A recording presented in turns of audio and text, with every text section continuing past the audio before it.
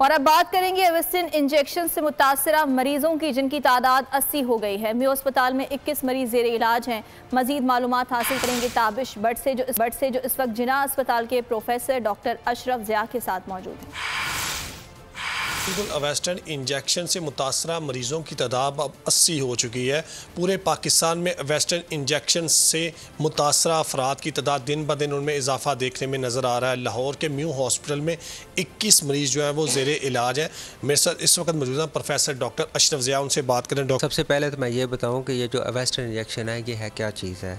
ये बेसिकली एक ड्रग है जो एंटी कैंसर ड्रग है, जो बड़ी आंत का जो कैंसर है उसमें इस्तेमाल होती है और उसमें इसकी एक ख़ास कंसंट्रेशन है। ये इंजेक्शन या ये प्री फिल्ड फार्म आप बोलते हैं, जिस रेंज में इसकी ख़ास कंसंट्रेशन आती है बाहर से, स्विट्ज़रलैंड से।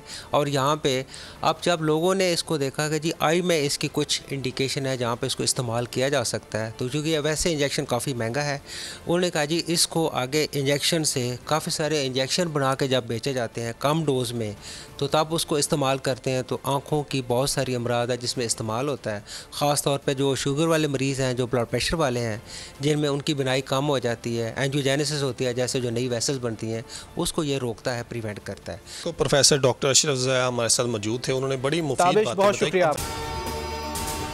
अगर आपको ये वीडियो पसंद आई तो लाइक पर क्लिक करें, सब्सक्राइब करें और बेल दबाएं ताकि कोई खबर रह न जाए।